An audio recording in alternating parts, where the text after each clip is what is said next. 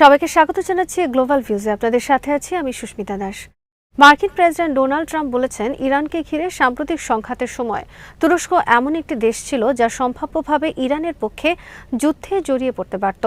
White হাউসে সাংবাদিকদের সঙ্গে আলাপকালে ট্রাম্প দাবি করেন, তুরস্কের প্রেসিডেন্ট রিসেপ তাইপ এরদোয়ান ইরানের পক্ষে যুদ্ধে প্রবেশের প্রধান প্রার্থীদের একজন ছিলেন, কারণ তিনি ইসরায়েলের নীতির সমর্থক নন এবং দীর্ঘদিন ধরেই তেল আবিবের বিভিন্ন পদক্ষেপের সমালোচনা করে আসছেন। তবে ট্রাম্পের ভাষ্য অনুযায়ী তিনি ব্যক্তিগতভাবে এরদোয়ানের সঙ্গে যোগাযোগ করেন এবং তাকে সংঘাতে সরাসরি অংশ না নেওয়ার আহ্বান জানান। ট্রাম্প বলেন, তিনি তুর্কি নেতাকে যুদ্ধ থেকে দূরে থাকার অনুরোধ করেছিলেন এবং এরদোয়ান সেই অনুরোধ মেনে নিয়েছিলেন। ট্রাম্পের এই মন্তব্য এমন এক সময় এসেছে যখন মধ্যপ্রাচ্য, ইরান, ইসরায়েল ও যুক্তরাষ্ট্রকে কেন্দ্র করে নিরাপত্তা পরিস্থিতি নিয়ে আন্তর্জাতিক অঙ্গনে ব্যাপক আলোচনা চলছে। যদিও তুরস্ক আনুষ্ঠানিকভাবে ইরানের পক্ষে সামরিক হস্তক্ষেপের কোনো ইঙ্গিত দেয়নি, দেশটি বিভিন্ন সময়ে ইসরায়েলের সামরিক কর্মকাণ্ডের সমালোচনা করেছে এবং ফিলিস্তিনি ইস্যুতে কঠোর অবস্থান নিয়েছে। এ কারণে আঞ্চলিক ভূ রাজনীতিতে আঙ্কারার ভূমিকা নিয়ে নানা ধরনের বিশ্লেষণ দেখা যাচ্ছে। একই ব্রিফিংয়ে ট্রাম্পকে তুরস্কের দীর্ঘদিনের একটি গুরুত্বপূর্ণ দাবি সম্পর্কে প্রশ্ন করা হয়। আঙ্কারা যুক্তরাষ্ট্রের কাছ থেকে পুনরায় Lockheed Martin F-35 lightning II যুদ্ধবিমান কেনার সুযোগ এবং দেশীয়ভাবে উন্নয়নাধীন যুদ্ধবিমানের জন্য প্রয়োজনীয় জেট ইঞ্জিন প্রযুক্তি ও সরঞ্জাম পাওয়ার আশা করছে। এ বিষয়ে ট্রাম্প বলেন, তিনি সম্ভবত এমন কিছু করবেন যা তুরস্ককে সন্তুষ্ট করবে। তার এই মন্তব্যকে দুই দেশের প্রতিরক্ষা সহযোগিতার ক্ষেত্রে সম্ভাব্য ইতিবাচক সংকেত হিসাবে দেখা হচ্ছে। এছাড়া ট্রাম্প নিশ্চিত করেছেন যে তিনি তুরস্কে অনুষ্ঠিতব্য আসন্ন ন্যাটো শীর্ষ সম্মেলনে অংশ নেওয়ার পরিকল্পনা করছেন। তিনি বলেন, প্রেসিডেন্ট এরদোয়ানের প্রতি সম্মান প্রদর্শনের অংশ হিসেবেই তিনি আঙ্কারায় যাওয়ার সিদ্ধান্ত নিয়েছেন। বিশ্লেষকদের মতে ট্রাম্পের বক্তব্য তুরস্ক যুক্তরাষ্ট্র সম্পর্ক, আঞ্চলিক নিরাপত্তা পরিস্থিতি এবং ন্যাটোর অভ্যন্তরে তুরস্কের কৌশলগত গুরুত্ব নিয়ে নতুন করে আলোচনা উস্কে দিতে পারে। একই সঙ্গে F-35 কর্মসূচি, প্রতিরক্ষা সহযোগিতা এবং মধ্যপ্রাচ্যের ভবিষ্যৎ শক্তির ভারসাম্য নিয়েও নতুন জল্পনার জন্ম দিতে পারে। ইসরায়েল ও লেবাননের মধ্যে যুক্তরাষ্ট্রের মধ্যস্থতায় ওয়াশিংটনে চলমান আলোচনা দক্ষিণ লেবানন থেকে ইসরায়েলি সেনা প্রত্যাহার প্রশ্নে অচলাবস্থায় পড়েছে। ইসরায়েল দাবি করছে, হিজবুল্লাহকে ওই অঞ্চল থেকে সম্পূর্ণভাবে দূরে সরিয়ে দেওয়া এবং তাদের সামরিক অবকাঠামো পুনর্গঠন রোধের নির্ভরযোগ্য নিশ্চয়তা না পাওয়া পর্যন্ত তারা সেনা প্রত্যাহার করবে না। ইসরায়েলি সংবাদপত্র মারিভের উদ্ধৃত কূটনৈতিক সূত্র জানিয়েছে, আলোচনার পঞ্চম দফা এখন পর্যন্ত এমন কোনো সমঝোতায় পৌঁছাতে পারেনি যা ইসরায়েলি বাহিনীর প্রত্যাহারের পথ খুলে দিতে পারে। লন্ডন ভিত্তিক আশারক আল আওসাতের প্রতিবেদনে বলা হয়েছে, ওয়াশিংটনে অনুষ্ঠিত বৈঠকে যুক্তরাষ্ট্রে নিযুক্ত ইসরায়েলি রাষ্ট্রদূত ও প্রতিনিধি দলের প্রধান ইয়েচিয়াল লেইটার লেবানন সংক্রান্ত একটি প্রস্তাবিত ব্যবস্থার তীব্র বিরোধিতা করেন। এতে বৈঠকে উত্তেজনা সৃষ্টি হলে পরিস্থিতি সামাল দিতে মার্কিন কর্মকর্তাদের একাধিকবার হস্তক্ষেপ করতে হয়। আলোচনার সঙ্গে সংশ্লিষ্ট সূত্রগুলো জানায়, যুক্তরাষ্ট্রের পক্ষ থেকে যুক্তি দেওয়া হয়েছে যে লেবানন সংক্রান্ত কিছু ব্যবস্থায় ইরানকে সম্পৃক্ত করা হলে তা হিজবুল্লাহর উপর চাপ সৃষ্টি এবং লেবাননের সার্বভৌমত্ব ও ভৌগোলিক অখণ্ডতা রক্ষায় সহায়ক হতে পারে। মঙ্গলবার শুরু হয়ে আজ পর্যন্ত চলা বর্তমান দফার আলোচনার মূল বিষয় হল তথাকথিত পাইলট জোন প্রতিষ্ঠা। এই পরিকল্পনার আওতায় নির্দিষ্ট কিছু এলাকায় লেবাননের সেনাবাহিনী সম্পূর্ণ নিরাপত্তা দায়িত্ব গ্রহণ করবে এবং প্রমাণ করবে যে তারা হিজবুল্লাহর পুনরায় সক্রিয়তা বা সামরিক উপস্থিতি প্রতিরোধে সক্ষম। তবে নিরাপত্তা নিশ্চয়তা, হিজবুল্লাহর ভবিষ্যৎ ভূমিকা এবং ইসরায়েলি বাহিনীর কার্যক্রমের স্বাধীনতা নিয়ে দুই পক্ষের অবস্থান এখনও অনেক দূরে থাকায় সমঝোতার পথ কঠিন হয়ে পড়েছে। ইসরায়েলের প্রধানমন্ত্রী ইসরায়েল কাটস ঘোষণা দিয়েছেন যে যুক্তরাষ্ট্র প্রত্যাহারের দাবি জানালেও দক্ষিণ লেবাননে দখল করে রাখা অঞ্চল থেকে ইসরায়েলি সেনাবাহিনী সরে যাবে না। তেল আবিবে এক অনুষ্ঠানে তিনি বলেন, যুক্তরাষ্ট্র চাইলেও ইসরায়েল লেবাননে তার নিরাপত্তা অঞ্চল ত্যাগ করবে না। তার এই মন্তব্য এমন এক সময় এলো যখন যুক্তরাষ্ট্র ও ইরানের সাম্প্রতিক সমঝোতায় লেবাননের সার্বভৌমত্ব ও ভৌগোলিক অখণ্ডতা সম্মানের বিষয়টি অন্তর্ভুক্ত হয়েছে এবং আন্তর্জাতিক মহল দক্ষিণ লেবানন থেকে ইসরায়েলি বাহিনীর প্রত্যাহারের আহ্বান জানিয়ে আসছে। এর আগে প্রধানমন্ত্রী বেঞ্জামিন নেতানিয়াহু, প্রতিরক্ষামন্ত্রী কাটস এবং সেনাপ্রধান ইয়াল জামিরও দক্ষিণ লেবাননে তথাকথিত নিরাপত্তা অঞ্চল ধরে রাখার প্রতিশ্রুতি দেন।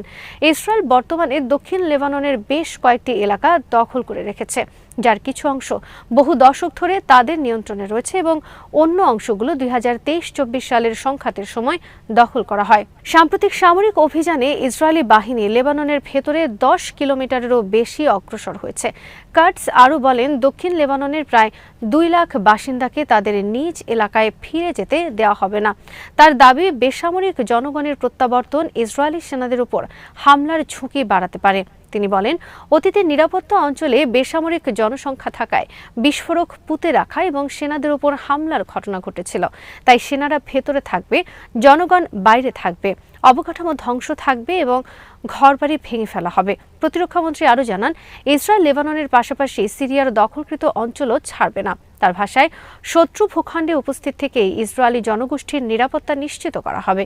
এদিকে ওয়াশিংটনে লেবানন ও ইসরায়েলের প্রতিনিধি দল 5ম দফা আলোচনায় অংশ নিচ্ছে, যেখানে কিছু এলাকা থেকে ইসরায়েলি সেনা প্রত্যাহার করে সেখানে লেবাননের সেনাবাহিনী মোতায়েনের সম্ভাবনা নিয়ে আলোচনা হচ্ছে।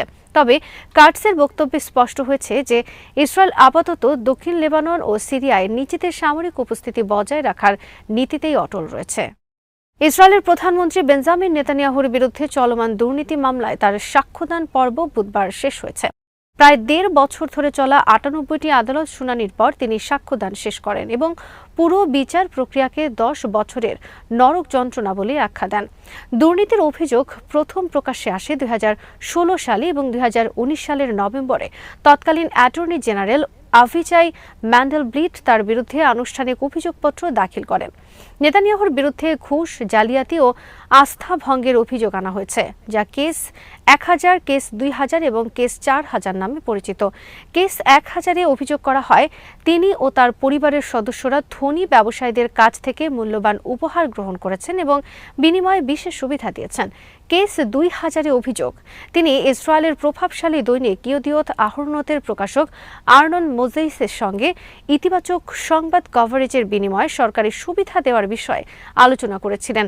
আর কেস 4000-এ অভিযোগ রয়েছে তিনি ব্যবসায়ী শাউল এলভোভিচকে নিয়ন্ত্রক সুবিধা প্রদান করেছিলেন, যার বিনিময়ে তার মালিকানাধীন ওয়ালা নিউজ সাইট ও বেজেক টেলিকম প্রতিষ্ঠান নেতানিয়াহু ও তার পরিবারের পক্ষে ইতিবাচক সংবাদ প্রকাশ করেছিল। শুনানি শেষে তেল আবিব জেলা আদালতে নেতানিয়াহু বলেন, দেশের কঠিন চ্যালেঞ্জ মোকাবেলার সময় তার বিরুদ্ধে আনা অভিযোগগুলো মিথ্যা, বিদ্বেষপ্রসূত এবং জনগণের তাকে নেতা হিসেবে বেছে নেওয়ার অধিকার ক্ষুণ্ণ করার চেষ্টা। তিনি বিচারকদের সত্য ও ন্যায় বিচার নিশ্চিত করার আহ্বান জানান। এখন মামলাটি চূড়ান্ত যুক্তিতর্কের পর্যায়ে প্রবেশ করবে এবং উভয় পক্ষকে আইনি সারসংক্ষেপ জমা দেওয়ার জন্য কয়েক মাস সময় দেওয়া হবে। এরপর আদালত রায় প্রস্তুত করবে। এদিকে গাজা যুদ্ধকে কেন্দ্র করে যুদ্ধাপরাধ ও মানবতা বিরোধী অপরাধের অভিযোগে 2024 সাল থেকে নেতানিয়াহুর বিরুদ্ধে আন্তর্জাতিক অপরাধ আদালতের গ্রেফতারি পরোয়ানাও বহাল রয়েছে। ভেনেজুয়েলার উত্তর উপকূলে গতকাল বুধবার 1 মিনিটের কম সময়ের ব্যবধানে 2টি শক্তিশালী ভূমিকম্প আঘাত এনেছে। এতে অনেক ভবন ধসে পড়েছে এবং আতঙ্কিত মানুষ বাড়িঘর ছেড়ে রাস্তায় নেমে এসেছে। যুক্তরাষ্ট্রের ভূতাত্ত্বিক জরিপ সংস্থা USGS সতর্ক করে বলেছে, 2টি ভূমিকম্পে হাজার হাজার মানুষের প্রাণহানি এবং ব্যাপক ক্ষয়ক্ষতির আশঙ্কা রয়েছে। তবে এখনও ক্ষয়ক্ষতির পরিমাণ জানা যায়নি। দেশটিতে জরুরি অবস্থা ঘোষণা করা হয়েছে। দেশজুড়ে উদ্ধারকর্মী ও নিরাপত্তা বাহিনী মোতায়েন করা হয়েছে। এ পর্যন্ত 32 জন নিহত হওয়ার কথা ভেনেজুয়েলা সরকার নিশ্চিত করেছে। এমন এক সময় এই দুর্যোগ আঘাত হানল যখন ভেনেজুয়েলা গভীর রাজনৈতিক ও অর্থনৈতিক সংকটে ভুগছে। চলতি বছরের শুরুতে মার্কিন বাহিনীর হাতে দেশটির প্রেসিডেন্ট নিকোলা মাদুরো আটক হওয়ার পর এটি অন্তর্বর্তী সরকার গঠন করা হয়। কয়েক বছরের লাগামহীন মূল্যস্ফীতিতে দেশটির অর্থনীতিও বিপর্যস্ত হয়ে পড়েছে। যুক্তরাষ্ট্রের পূর্বাঞ্চলীয় সময়ে সন্ধ্যা 6টার দিকে ভেনেজুয়েলার ইয়ারাকুই অঙ্গরাজ্যের রাজধানী সান ফেলিপের কাছে প্রথম ভূমিকম্পটি আঘাত হানে। এর মাত্রা ছিল 7.2। এর মাত্র 40 সেকেন্ড পর আরও শক্তিশালী একটি ভূমিকম্প আঘাত হানে। এর মাত্রা ছিল 7.5। ভূমিকম্পটির উৎপত্তিস্থল ছিল ইয়ারাকুই অঙ্গরাজ্যের ইউমারে শহরের প্রায় 23 কিলোমিটার দক্ষিণ পূর্বে। এই এলাকায় দেশের কয়েকটি বৃহৎ তেল শোধনাগার রয়েছে। গতকাল ভেনেজুয়েলায় সরকারি ছুটি দিন ছিল। সেন্ট জন দ্য ব্যাপটিস্ট দিবস এবং স্পেনের কাছ থেকে স্বাধীনতা অর্জনের স্মরণে দিনটি পালন করা হচ্ছিল। ফলে অনেক মানুষ বাড়িতে অথবা বিভিন্ন সমাগমে উপস্থিত ছিলেন। ভূমিকম্প এতটাই শক্তিশালী ছিল যে এর কম্পন দেশটির বিভিন্ন অঙ্গরাজ্যে অনুভূত হয়। এমনকি উৎপত্তিস্থল থেকে কয়েকশো কিলোমিটার দূরের প্রতিবেশী দেশ কলম্বিয়াতেও কম্পন টের পাওয়া গেছে।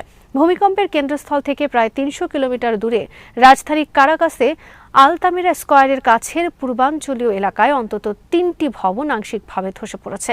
সিএনএনের যাচাই করা একাধিক ভিডিওতে দেখা গেছে কারাকাস উপকূলীয় শহর কাতিয়ালা মার সহ বিভিন্ন এলাকায় ভবন ও অবকাঠামোর ব্যাপক ক্ষতি হয়েছে। পাহাড়ের ঢালে কয়েকটি ভবন ধসে পড়ার দৃশ্যও দেখা গেছে। আতঙ্কিত বাসিন্দাদের পরিবার ও পোষা প্রাণী নিয়ে ভবন থেকে বের হয়ে রাস্তায় জড়ো হতে দেখা গেছে। ক্ষতিগ্রস্ত একটি ভবন থেকে বেরিয়ে আসা কারাকাসের এক বাসিন্দা বলেন, পুরো দৃশ্য যেন কোনো ভৌতিক চলচ্চিত্রের মতো ছিল। যুক্তরাষ্ট্রের সুনামি সতর্কতা কেন্দ্র জানিয়েছে বর্তমানে সুনামির কোনো হুমকি নেই। এর আগে পুয়ের্তো রিকো, ভার্জিন দ্বীপপুঞ্জ এবং ভূমিকম্পের কেন্দ্রস্থল থেকে ৩০০ কিলোমিটারের মধ্যে উপকূলীয় এলাকাগুলোর জন্য জারি করা সুনামি সতর্কতা পরে প্রত্যাহার করা হয়েছে। আজ এখানেই শেষ করছি। সবাই ভালো থাকুন, সুস্থ থাকুন আর দেখতে থাকুন বিটিভিউজ। চ্যানেলটি ভালো লাগলে সাবস্ক্রাইব করুন, সংযুক্ত থাকুন আমাদের ফেসবুক পেজে।